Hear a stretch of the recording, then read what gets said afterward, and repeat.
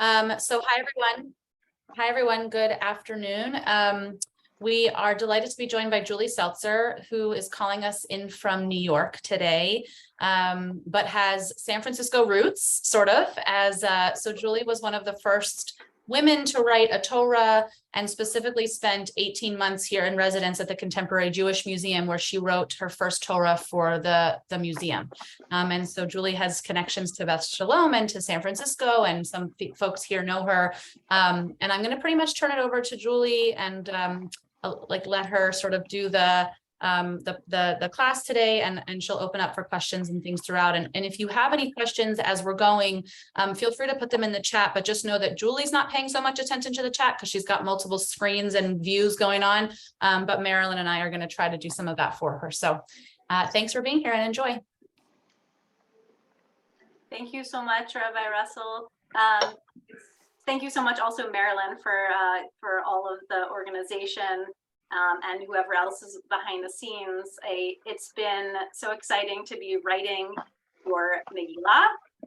It is complete. It is sitting right here on the table. I will be shipping it tomorrow. You'll be receiving it very soon in time for Purim. And it just feels like such a blessing to be able to connect with all of you and get to know who is going to be reading and hearing these words. So here's my plan for today, and I am very happy to hear all your questions. I saw something popped up like, what makes a scroll kosher? We're going to cover a bunch of this. I have a PowerPoint presentation. I'll be discussing like this Megillah specifically, the fact that is trope and vowels, and kind of a little bit about that, although Rabbi Russell's going to be teaching more of the halachic aspects of that at a later time. And then I'm going to talk about writing in general, about the Megillah, but these rules also apply for the most part to Torah scrolls and mezuzot and tefillin. So we'll get into kind of the materials and the process and all of that. I love hearing questions as we go on the topic of the thing that we're addressing at the moment. If it's not on the same topic, then probably I will get to it. And then at the end, if there's more questions, totally happy to take any of those. We're going for like about an hour. Is that right? Yeah, that's great. And just so you know, Gary actually already asked a question in the chat about the requirements to be a scribe. So maybe you can start there or weave that in. Okay, great. So yeah, there aren't really many requirements. There's no master's or PhD. I remember when I was writing the scroll in the museum, someone asked if writing the Torah led to a master's degree. I was like, no, it just leads to a Torah scroll. But basically, you usually apprentice, and when your teacher says you're ready, then you do it. But you have to know how to form the letters, and you have to know the halacha and the rules around the whole process. So, all right, I'm going to share my screen. I did set this all up, so hopefully it will go right back to where it was. Do you all see Megillah she wrote? Got it. Great. Okay, and even though I know singing is an issue on Zoom, I'm going to start by chanting this line that is up here. It is from the 9th chapter, and I'm going to do it from the Megillah over there.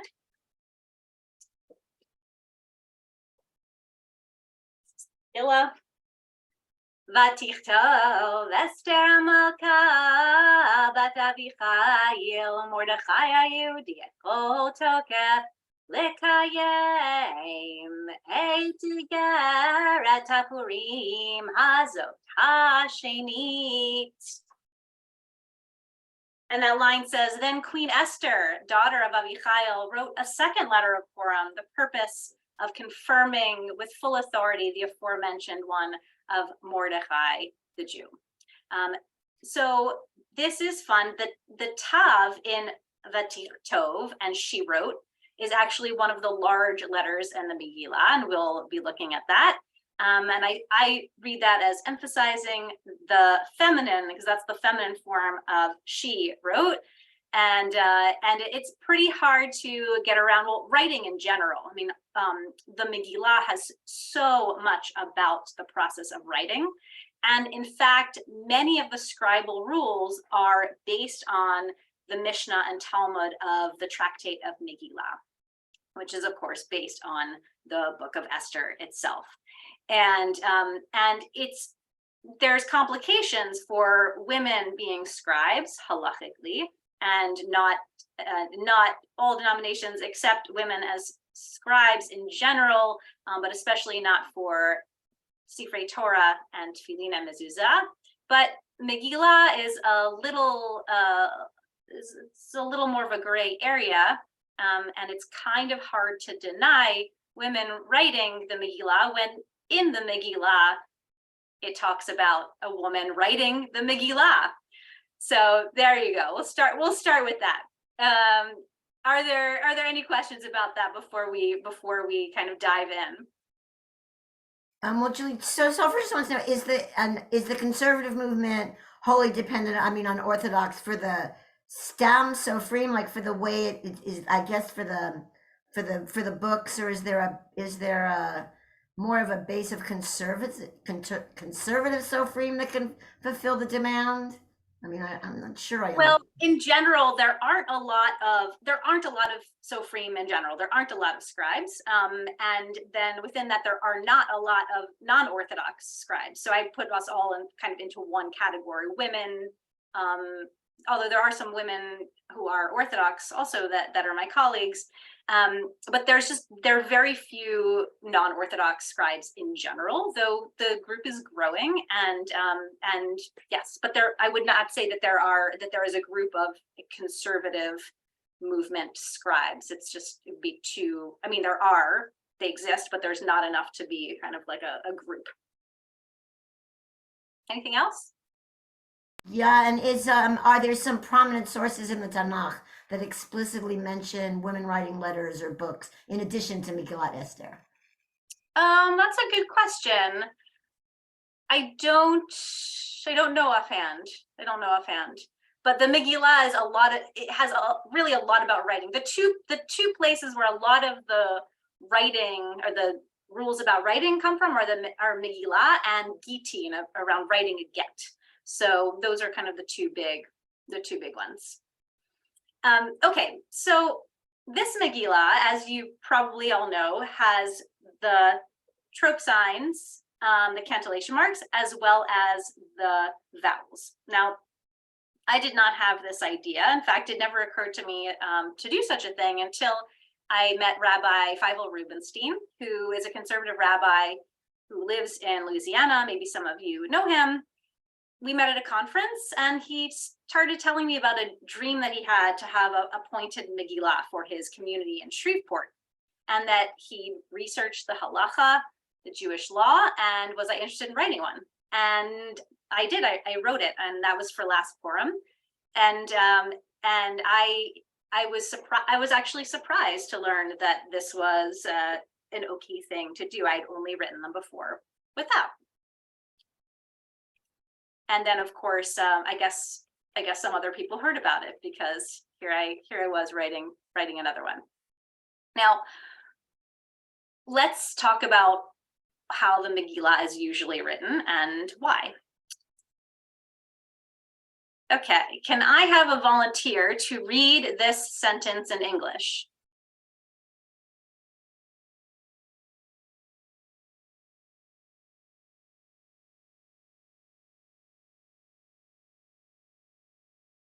None of you can read this sentence?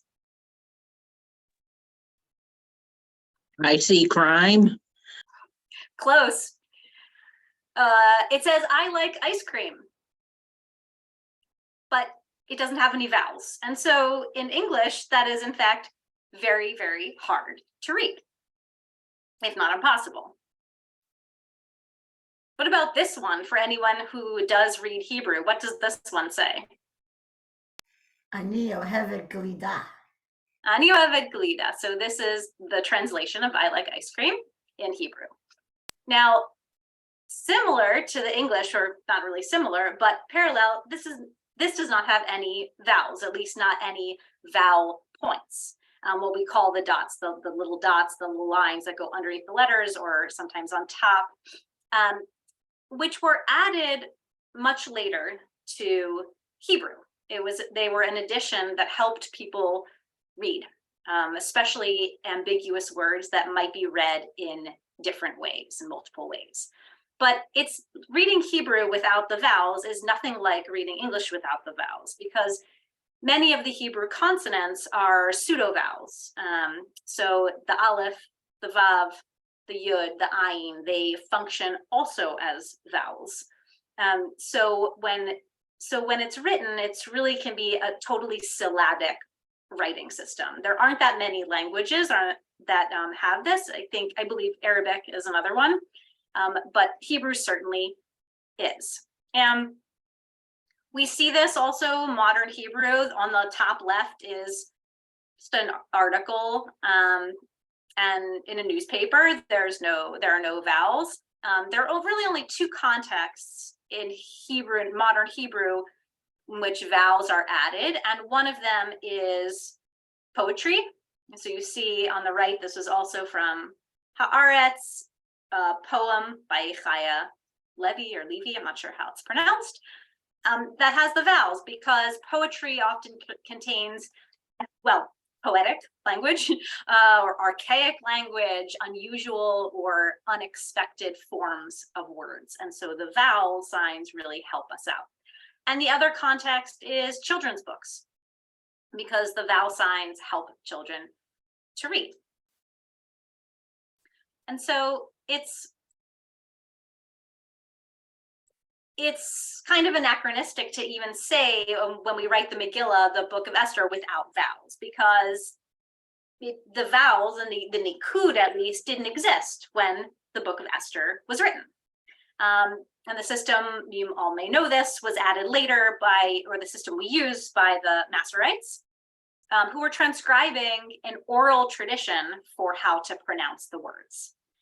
But interestingly, I don't personally think that, and I don't think I'm the only one, that the nikud was their biggest contribution, because like we saw, Hebrew, if you speak it and read it, it's readable without those vowels. But the Masoretes also added punctuation, or what we call trope, cantillation marks. These marks do tell us how to sing the text, how to chant it, but they're primarily punctuation symbols. They're periods and semicolons and various kinds of commas and dashes and connectors. And because the text of the Megillah, just like the text of the Torah, has none of these, it can be very hard to know when the verse ends and the next one begins, or if two words belong together in the same clause, or if there should be a pause between them. And so those are extremely useful. Incidentally, it's not that the Masoretes were necessarily correct in their reading, but that this is the system we came to follow. Now, typically, as you probably know, when people are chanting Megillah, just like they do for Torah, is you have to practice, and you first read it with the cantillation and the nikud, and you practice, and then you read from the scroll without, which is really hard, especially for those of us who have learned Hebrew as a second language or don't have a lifetime of practice and facility with it. But it's even hard for Israelis.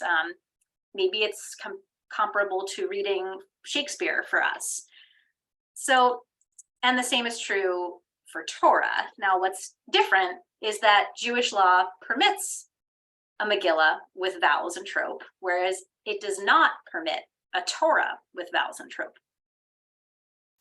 Rabbi Russell will, as I mentioned in the beginning, will teach the ins and outs of this topic, but in general, the halacha around Megillah is more flexible, even permitting many mistakes to be present in the scroll and to still read it, up to half, which I can't really get my head around how you would even read a scroll that half of the letters were errors. But of course, this is very different from a Torah scroll, in which if there's even one mistake, you're not supposed to read from it. You need to get that fixed. It's not considered kosher. So Julie, just 1 second. Wait, you talk about the Masoretes. Tomer, the question: what's the old? Do you know what the oldest codex is that actually has part of Megillah Esther? I mean, with the Cairo Geniza would have it, with Dead Sea Scrolls. I don't know. Do we know what the oldest one we have would be? I'm not sure what the oldest one is. No, it's a good question. It's a good question.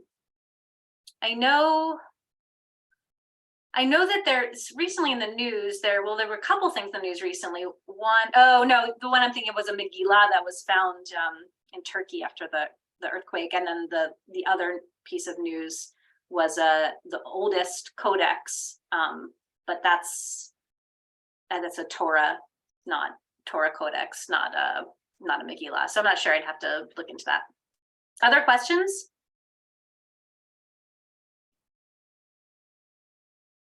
Okay. So here is a sample. You're looking at the end of the Megillah, which I chanted from in the beginning. This is before adding any vowels or cantillation marks. So what I do is I write the whole thing, just the words. Then I go through and add the vowels. And after that, then I go through and add the cantillation marks. So here, oops, sorry. Here is where the nikud is added. You can see kind of up close on the left. And And why then- do that rather than put them at the same time? Like when you're doing the words, that's, I know. Well, because it's kind of a separate channel. So when, by doing the vowels all at the same time, I'm focusing on the vowels. Also, I did them in different colors. So, so I'd have to pick up a different pen.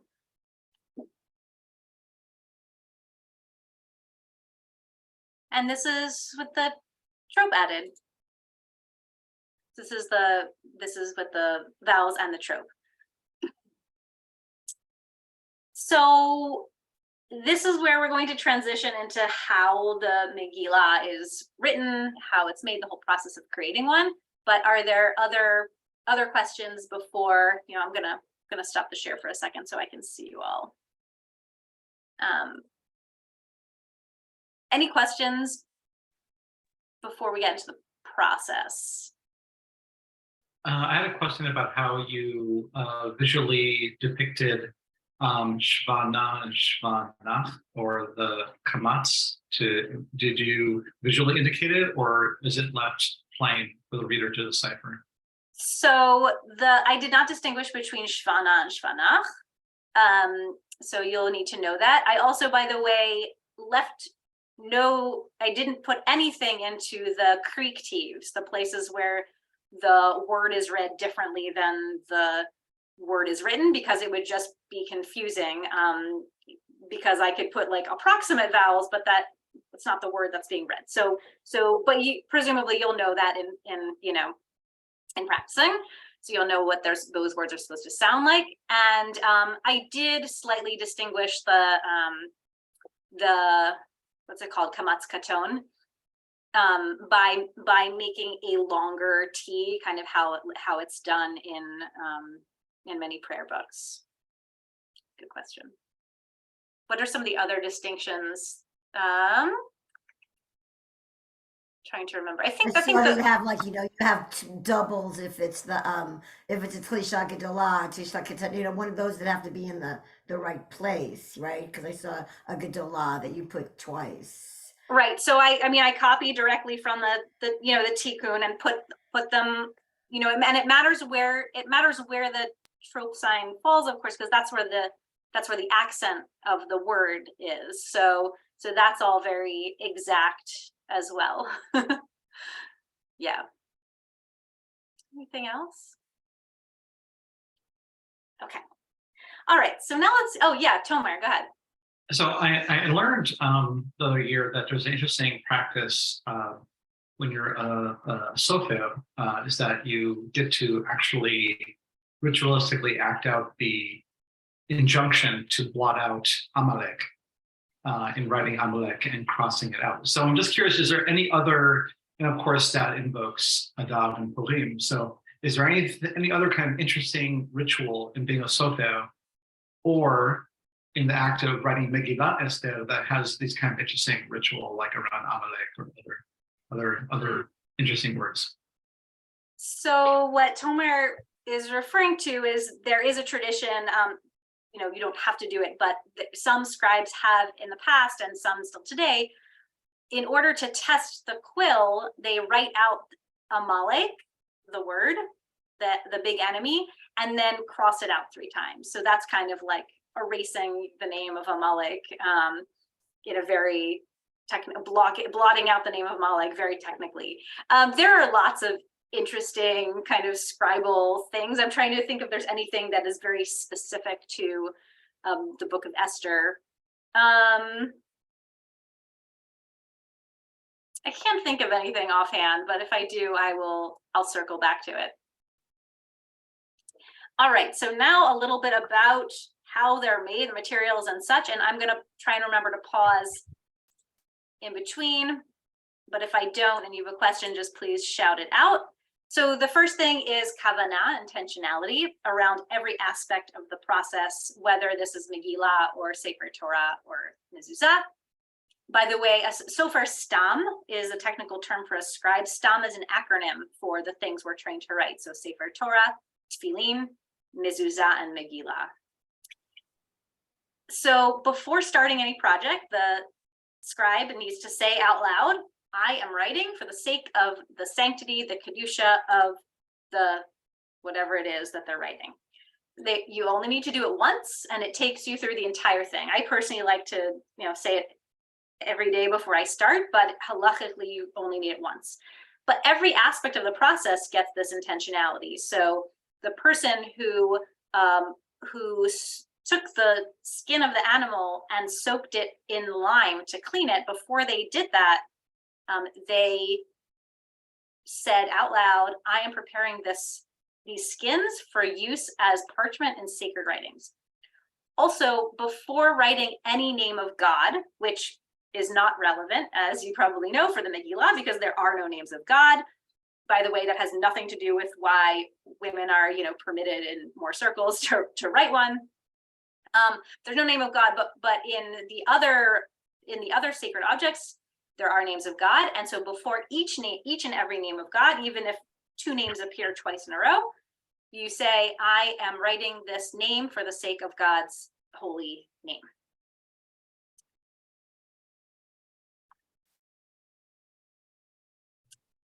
Cloth, parchment. Actually, there are a couple different kinds of parchment. These days, usually we use cloth. This is the Hebrew word for parchment. There's also Veal. Veal is a thicker parchment. It's the whole skin. Cloth is the shaved down skin, and there's a slightly different process for making them, but they're both from animal skin. And it is a halacha that all sacred writings be written on animal skin. It's interesting, it has to be a kosher species, but it does not have to be shechted. It doesn't have to be kosher the way it would have to be kosher to eat. It just has to be a kosher animal. So they can have died in any manner. Ideally, this would be an animal that died of natural causes after living a long life.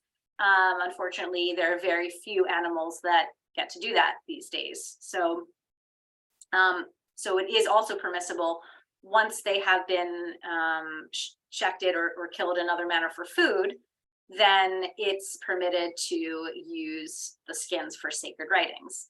For many years, I joked about roadkill tefillin, but now there's actually someone making it. I think they're in Colorado, somewhere kind of out west, and they're actually making parchment from roadkill, which I think is amazing. Yeah, it's funny and great. Now you can see on the right, there are these big brown splotches, and they look upon first glance like coffee stains or something, but it's just the coloring of the animal. It's often easier to see on the back side of the parchment, but you can also see it on the front side as well. Questions about cloth, veal, parchment, or intention? Tomer's got one in the chat of is even though any kosher animal will do, what are the typical animals that are used? So the typical animals, these days, it's mostly cow, just because there are so many cows around and raised for meat that it's mostly cow these days. But typical, it has been more typically cows, sheep, goat, and deer, especially that Veal is made deer skin. And my teacher, Jen, would always talk about a dream of writing a Megillah on a giraffe, because you could just do it on one long piece. But I once met a zookeeper and I was like, so what are the chances that when a giraffe dies, like I could get my hands on that skin? They're like, not a chance. So I don't know if that's happening. Let's see, there's another parchment from roadkill. What a send up to an animal that met such, no, I think that that's one way of looking at it, that it's an elevation in general, right? For potentially for the animal that has suffered, or died this painful or traumatic death, that at least then its skins are being used. I mean, it didn't sign like an organ donation, but we make that decision for them. So anything else before I move on? Okay. So where do I get my supplies? And the big supply really is the cloth. It's very expensive. It costs for the cloth for this Megillah was about $500, I think, close to that, $400 or $500, because it's bigger than regular Megillah, because it needs room for the trope and the cantillation marks. And for a Torah scroll these days, I think it's probably around $5,000 or $6,000 for the parchment for a Torah scroll, maybe even more. And I buy most of my supplies from this particular store in Jerusalem. Not all the stores will sell to women. Many of us women, have a fantastic relationship with this one family that runs this store. For a while, we were all buying from there and weren't sure whether they knew that we were the ones writing. Maybe they thought we're buying for our fathers or our husbands or our brothers who were doing the writing. And then once there was a Torah scroll commissioned that would be written by a group of women, and 3 of us were living in Israel at the time, and we all went to the store together, and we selected pieces of parchment for an entire Torah scroll the entire day. And at the end of the day, as we were making the purchase, Meir turns to us and says, "So who's writing the scroll?" And we were like, before that, it was sort of a don't ask, don't tell kind of situation. And we kind of looked at each other and we are.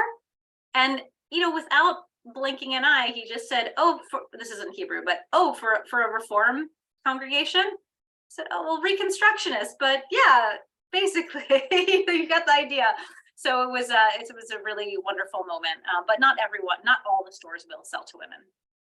And have any of you ever thought about figuring out how to make your own? Yes. So Linda Motzkin, who's a Soferet Stam living, and a rabbi as well, Rabbi Linda Motzkin, living in a little upstate from me in Saratoga Springs. She made friends with the local deer hunters, actually, and so she makes her own cloth from deer skin. But you really need a setup. I mean, she has a creek in her, a stream in her backyard for the cleaning. She has a big garage. I mean, it smells. And then I have another colleague, Shoshana Guggenheim, who is not making her own, but working on kind of like a more sustainable or ethical, I'm not sure the language she's using now, source of animal parchment from animals that have been raised kindly, as opposed to factory farm animals. Other questions? See, there's a couple things in the chat.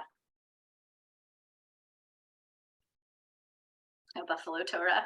Yeah. Yeah, so there are definitely, and there's interest in the next generation, you know, as I'm seeing people starting to show interest in both in writing, but also in parchment making. There's the one parchment making facility in the whole country, I think, is about a half hour from where I live. It's not a Jewish parchment making facility, but there's someone who's interning now and learning how to do it. People have done it at the Isabella Friedman Jewish Retreat Center with their goats, and they make excellent parchment. But it's hard to get it on a large enough scale for it to be kind of like to compete with the bigger stores. I mean, not that they're that big, but so okay. Oops. What do I write with? I write with a feather quill, which is not actually the oldest writing instrument. The oldest was a reed, but both a reed and a feather are hollow, and you carve the object into a pen, and you put a slit down the middle. That's the ink channel, and you kind of curve the sides. There's not a requirement to write this way, but there is a tradition to write with some kind of quill, either a feather or a reed. But you can really write with anything. It's just that these are strong yet flexible. This is why the reed was chosen for sacred writing. Excuse me, because they're strong yet flexible. You know what? I'm just going to I forgot to bring my glass of water. I'm just going to go get a glass of water so I don't cough the rest of the time. I'll be right back.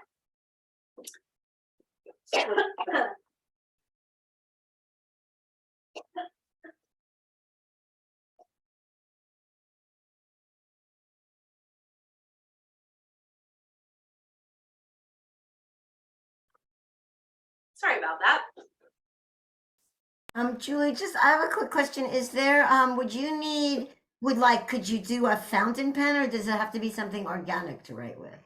No, it doesn't have to be organic. In fact, really popular right now are ceramic pens. Of course, the ceramic ones you can't cut to another size if you need. But let's say if you're writing a whole Torah scroll and you know what size you need, and you like it, yeah, you can really use anything that you want. Anything else?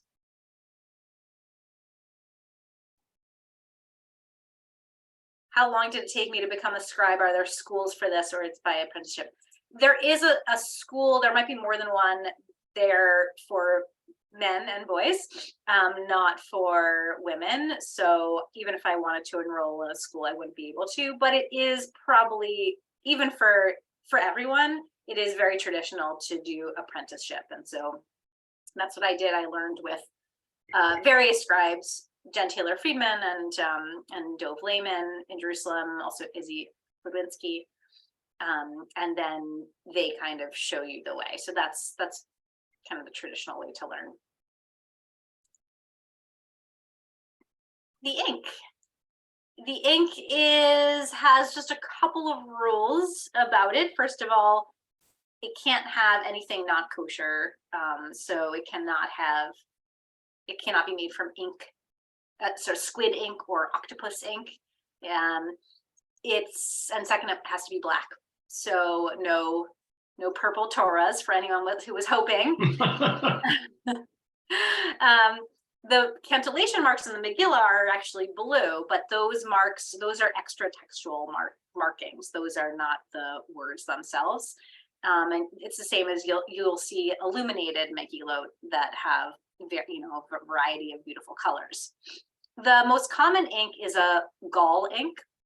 So it's made in part from gall nuts, which form on certain trees, like an oak gall. What happens is when wasps lay their eggs on this tree, the tree has a response and it forms these balls. Those are called gall nuts. And the picture on the right on the bottom, that's showing the inside of the gall nut. That's the wasp larva. And when the wasp flies out, pokes a hole and flies out, and then you crush up those gall nuts, And that's one of the ingredients in the ink. There's a chemical reaction with iron sulfate, and it turns a very like a black, like very, very black, permanent black. So that's the most common ink that's known. Are the consonants, the vowels, and the trope all separate colors? No, so the words are all black. The vowel signs are also black, and the trope signs are blue. And the gallnuts can come from any kind of tree. Well, there's only certain trees that form this, and there's only, I think it's gall oak and one other kind of nut tree. I mean, it's not like they form on sequoias, or maybe they do. I just don't, not on every tree, but I just associate it with, like, if there's someone who knows more about, a lot about nature or trees, speak up. But they're just a few handful that they form on. Okay, letter formation.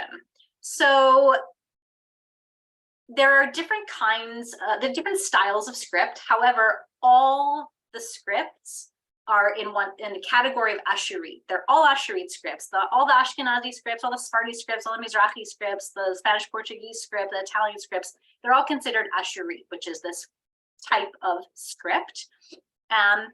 And I learned the Beit Yosef script, which is a type of Ashkenazi script, and you can see an example on the left. They all look pretty familiar. I mean, the Torah script, Ashurit script, is very similar to block Hebrew. The letter that people trip up on is the chet. There it is. It doesn't look like a block chet, not the Ashkenazi one. The Sephardi one looks more like a block chet. But the Ashkenazi one it's either made from two zayins with a bridge or a vav and a zayin with a bridge. The vav and the zayin with a bridge is in the style of the Arizal, Rabbi Isaac Luria of Tzfat. He had his own idea of what the letters should look like. So they're formed a certain way, and you learn how to style them. There's always the basic rules, like minimally, this is what each letter has to have in order to be considered that letter.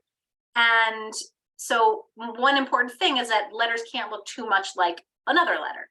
So here you see in the middle picture here, on the right-hand side, we have a yud. On the left-hand side, we have vav. And what do we have in the middle? Something in between, which is not okay. I asked this to students once, and I said, what do we have in the middle? They said, a yav. It's like, yeah, that's right, exactly, a yav, something that's not a yud and not a vav. So we'd have to fix that letter in order to make it whatever it was supposed to be, a yud or a vav. And this is not really technical, but I just thought it was funny. You have to be careful as you're writing, especially if you're a righty. My arm slipped once. This is not on the Megillah, but and then my arm kind of fell into the wet ink, and then I had the mirror image of a verse of Torah on my forearm, and amazingly it was okay. Okay. Questions? I see there's something in the chat. Yeah, so the wasp, right? Wasps are not kosher, but the wasp, this is about the ink, but the wasp isn't there anymore. So the wasp has flown away. So it's just the residue of that gallnut. So it's not actually the insect. It's not actually taking the insect and doing anything with it, because that wouldn't be kosher. Okay. So what am I copying from? I am certainly not copying from my memory. Not only do I not know the Megillah by heart, but that would not be permitted. It's not permitted for Megillah, it's not permitted for a Sefer Torah, even a section that I do know. Let's say I've chanted chapter 8 for 15 years in a row. I still can't write it from memory, because this helps us transmit our textual tradition from generation to generation without relying on human memory, which, as we know, is not always so reliable.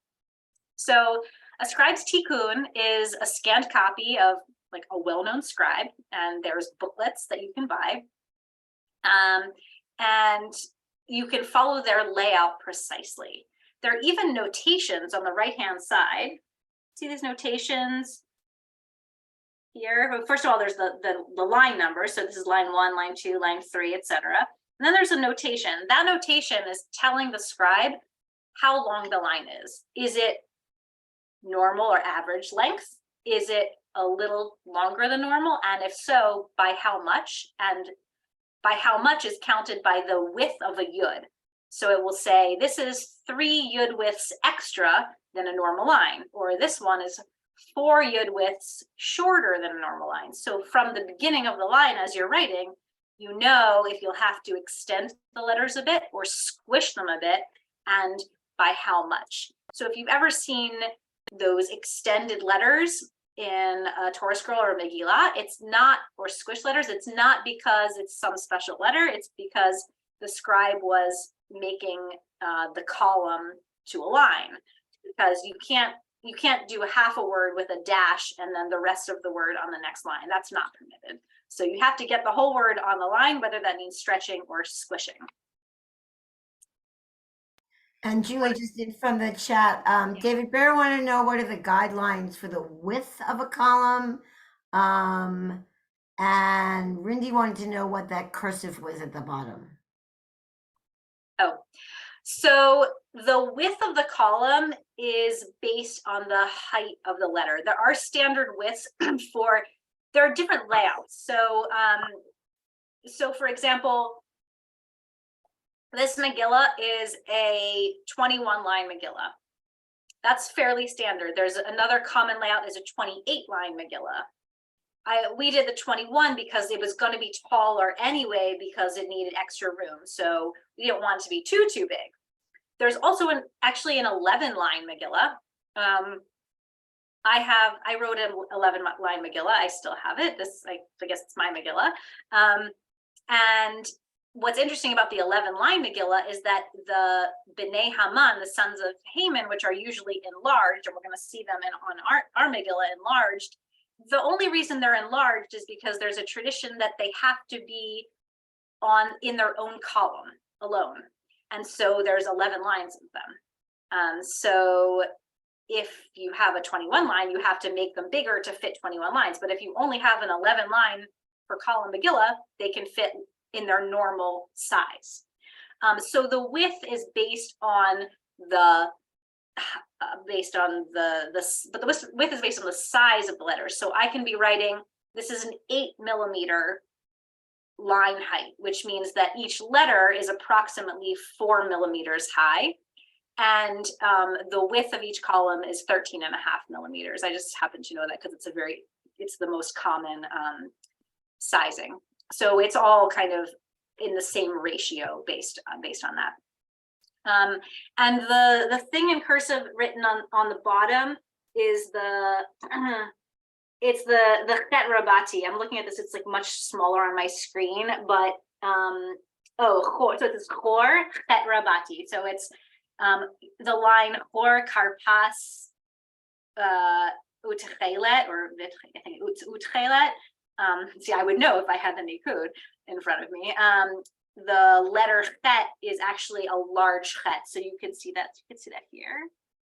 So that's just a notation that tells you that you're making a large chet.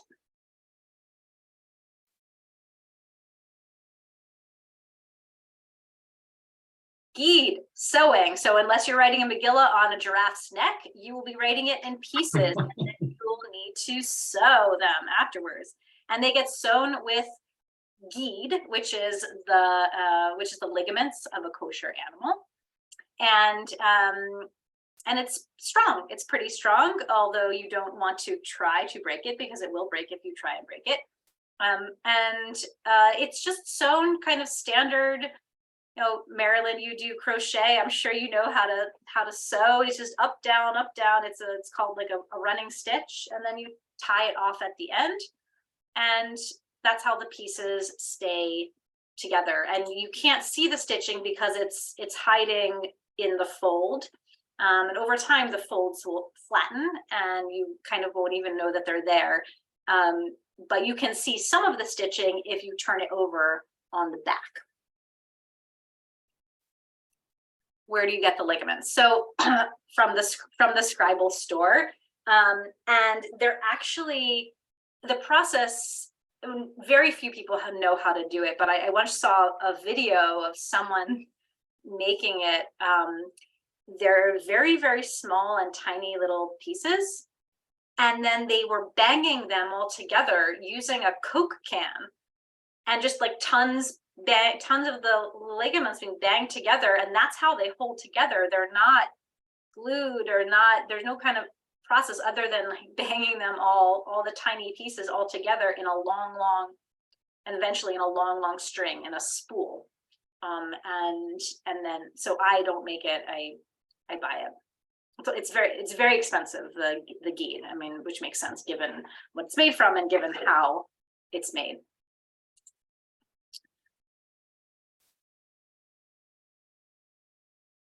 All right. What happens if I make a mistake? And I do make mistakes, because everyone makes mistakes. No, you do not need to start the whole thing over, which is a very funny myth that is just very pervasive. I'm not sure why. But no, almost all mistakes can be fixed. The way, like if I write the wrong letter, basically if I knew right away, then I would blot off extra ink and then go back and I can scratch off the mistake using a razor blade or another kind of surgical blade, scratch. And sometimes a little bit of like a white eraser or maybe even some sandpaper, and rewrite the correct letter in its place. There are some mistakes that can't be fixed. For example, names of God cannot be erased like other words. Again, not a problem in the Megillah, but depending on what mistake you made on the name of God, they may or may not be able to be fixed. But in which case, the worst case scenario is you'd have to do that Uriah, that sheet over again. You would never have to do the whole Sefer Torah from the start. Another situation is, let's say you skipped a line and didn't realize it and just kept going, and you get to the bottom of the column and you're like, oops, I skipped a line. So you can't really go back. You can't scratch off a whole column. It's going to take forever and it's not going to look good. So you do have to do that. You'd have to do that whole sheet over. What you're seeing here is a page from the St. John's Bible, which was a project to write out by hand and illuminate the Christian Bible, which is of course much longer. But so first of all, you have the entire Old Testament and the whole New Testament. So it's a giant project. And there were, I believe, 10 scribes working on it. And this scribe did just that. They skipped a line by accident. And they decided for whatever reason to do the illuminations before the writing. So all the illuminations were there. So it would be even more of a shame to start that one over. So what they did was they added the missing line at the bottom, and then they drew a bird, and the bird's beak is pointing into the spot where the line is supposed to go. Very clever, but can't do that on a Megillah, can't do that on a Sefer Torah, unfortunately. Okay. I see there's a question about the mikvah. That's another interesting myth. Somehow that spread to that the scribe has to go to the mikvah every day before writing, or like before writing every name of God. Well, there is a tradition to go to the mikvah. It's an optional tradition, but there's a tradition to it. I like to go before I start a project and when I complete a project, so kind of bookending that experience. Okay, what else do we have here? So sometimes, how do I know if I've even made a mistake? Well, no, I don't necessarily. Someone else has to read it. And these days, there's also a computer check. So I did this for our Megillah. This is in fact a printout of the mistakes that were on the Megillah before I fixed them. And I took a picture of every single column and sent them to my colleague who purchased this program, and I pay her to do a computer check. And the computer spits out all of the mistakes or potential mistakes. So you see a lot of them, most of them are kind of the computer thought it was a mistake, but usually it wasn't. So apparently touching parts. So that's if the letter looks like maybe these two pieces of the letter are touching, or apparently touching letters. So that's just to have you double check it to make sure. And sometimes they are touching, and so you have to fix that. Or here at the bottom, tag problem. That means I forgot to make the tagim, the 3 crowns on the letter. And so I go back and do that. So it's really, really useful. It catches certainly all the, I mean, it catches more than enough, but it catches all the mistakes in letters and words. I have to tell you about my best mistake ever. It was not for this Megillah, but it was for a previous Megillah. There's a line that says, Vayimale Aman al Mordechai Chema. And Haman was filled with wrath towards Mordechai. And I wrote, instead of Chema, wrath, I wrote Chema, butter. So I wrote, and Haman was filled with butter towards Mordechai. Because in modern Hebrew, actually the words sound quite similar, Chema and Chema. So that's a classic mistake for a scribe to make, words that sound similar and then writing them improperly.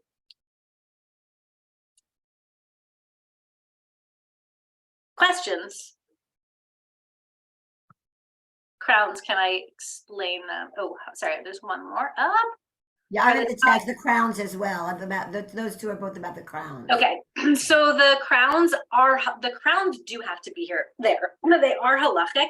They have to be there from the start, but if they fade, then it's okay. You don't have to replace them. So they're kind of in between, but they are required. There's a famous story in the Talmud about the crowns. I love this story. The story is actually famous for other reasons because of its ending, but it's when Moshe is copying the text of the Torah up in heaven, directly from God, is how the story goes in the Talmud, and asks about the crowns, and basically says to God, like, so why do we need these? Like, what's the deal? And I joke about, oh yeah, why do we need these? Because if we didn't need these, the Torah scroll would take not a year to write, but only 9 months. And I have some people waiting at the bottom of the mountain and they're getting a little impatient. So God, do I really need to do these tiny little crowns on all of these letters? 7 letters get the 3 crowns whenever they appear, also in their final form. So Shat, Nes, Gats, Shin, Ayin, Gimel, Tet, Tzadi, Tet, Nun, Zayin, Gimel, Tzadi, and their final forms always have the 3 crowns. And so God says, yes, they are needed, and I'll show you why, and sends Moshe into the future to the time of Rabbi Akiva, the time of the Mishnah. And the story relates that Moshe is sitting in the back row because he's a bad student and doesn't understand anything that Rabbi Akiva is saying, until Rabbi Akiva says, and this halacha comes from this crown on this letter in the Torah scroll from Moshe from Har Sinai. And Moshe kind of relaxes. It's okay. Like, I might not understand anything, but the source is the same. It comes back from me. And I love the story because it talks about the crowns, I think, as revelation over time, and all the new things we discover that are, I guess, discover or create, depending how you look at it, and how Torah is really incomprehensible one generation after the next, and that's kind of how it's supposed to be, that it really transforms and changes and gives us new perspectives. Hamantashen, yes, exactly. So that mistake the mistake about the butter, yes. So this is evidence that Hamantashen should be dairy. Robots. So if the words are so important and humans make all these mistakes, and wouldn't it be just easier if we produce these texts mechanically? Like, why do we need someone to write them by hand?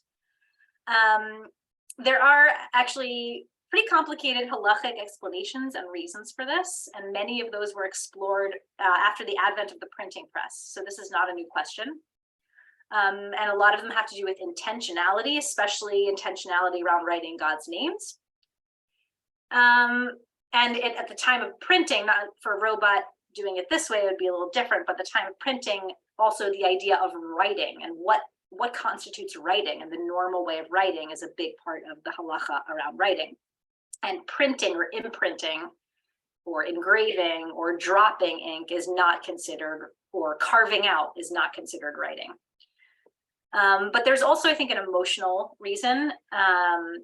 Things that are handwritten today have taken on a whole nother meaning, right? It used to be this is just how things were written. And nowadays, to write something by hand is totally unique. And the thing that's created is totally unique. There's no, and it was created, each object is created at a certain time and a certain place for a certain community by a certain person. And no two people's handwriting is exactly the same. It's like a fingerprint. And subsequently, no two scrolls are alike. And I think there's more of a personal connection and attachment to that specificity and that specialness of each and every scroll. Oh, by the way, this robot was real.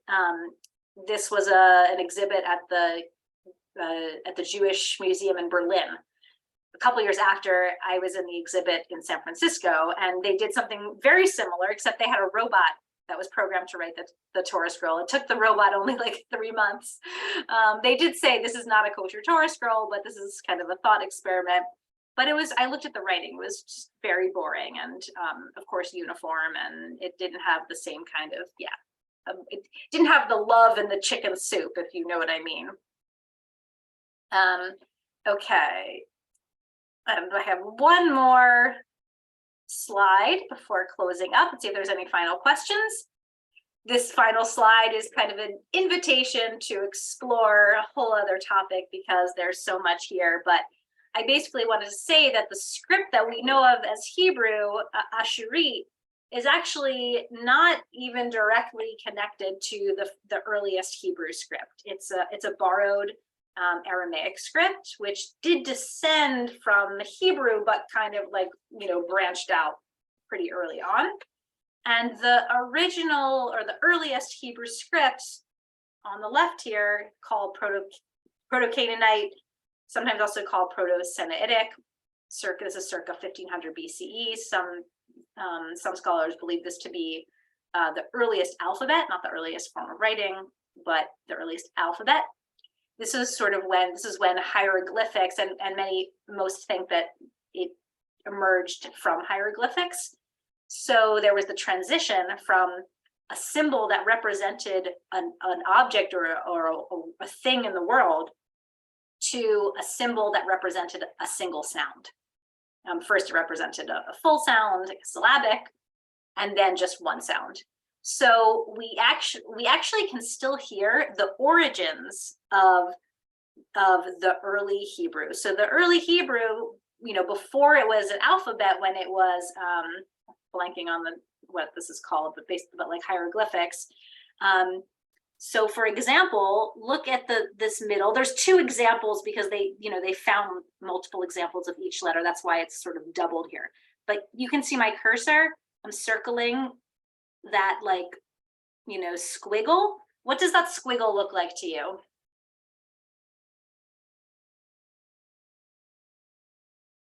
Zarka. Oh, sorry. If it was like a hieroglyph, like what does it represent in the world? What does it look like? A snake? Mountains. A mountain. Snake, a mountain. Good. Neither of those are right, but does look like a snake or a mountain. What's another option? Think of it. Waves. Mm-hmm. Yep. Water, waves of water. So that's what it represented. It represented water. Guess what this letter is? How do you say water in Hebrew? Mem. Mm-hmm. So water in Hebrew is mayim, and you can still hear in the name of the letter that it meant mayim, water, because the letter is called mem. Similarly, let's come down here. You see this letter? What's that look like? Shemesh. Oh, it does look like Shemesh too. A sun? The sun. Oh, sorry, I'm circling the wrong one. It's so small on my screen because Oh. I've got a split screen. Sorry, this one. Bird?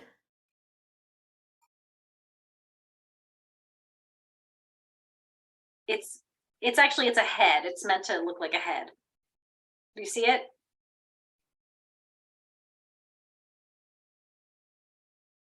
Like the Oh, head. Geresh, Yeah. So how do you say head in Hebrew? Rosh, Rosh. And this is Resh. And we could do this for all the letters. Vav is a hook, and you can still even kind of tell with the form of the letter, even in Asherit, that it looks like a hook, though it used to just represent a hook. This is a good one, and then we'll close up. What's that look like? Especially the one with the dot in it. Fish. Oh, Ayin, Yeah, and an eye. An eye. And how do you say it? It does look like a fish too. How do you say eye in Hebrew? An ayin. And what do we call the letter? We still call it exactly ayin. It doesn't look like an ayin anymore, but it used to mean ayin. So I thought that was pretty cool. I see there's a few more things in the chat, and then we'll see if there's any final questions, and we'll wrap up. Yeah, the images are a little blurry and they're small, so I could send you, if you're interested, I could send you online links to all these things. Yeah, right. And they do, the early Hebrew script looks more like modern Hebrew cursive than it does like modern Hebrew print. But all of our sacred writings are written in the Aramaic script. And I assume like Torah, like everything has to be justified. And so do you run into that like bigger letters or something to make that make that happen? Right, you have to extend them. So do you want to see the Megillah? A picture of it? Let's see, I have this into this camera. Let's see here.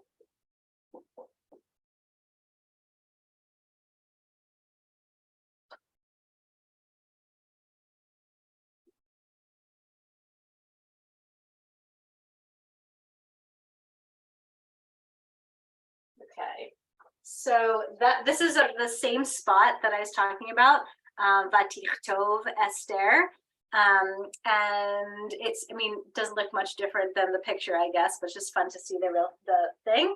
And I'm gonna open up to the Bnei Haman, which I mentioned. Let's see, I think if I move the camera, maybe here. Yeah, there we go.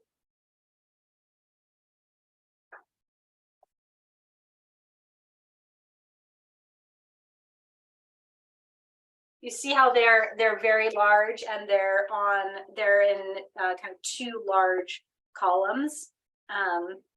Those are the names of Haman's sons. It was interesting because when I was doing the trope, and I'm adding the trope to these names of the sons of Haman, I'm thinking, wow, you never actually get to hear what the trope, what the cantillation is, because when you're chanting it, you do them all in one breath. So they're like,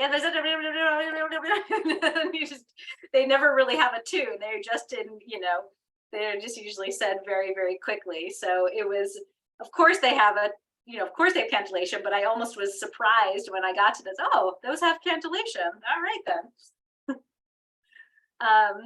Anything else you want me to zoom in on in the scroll and to see?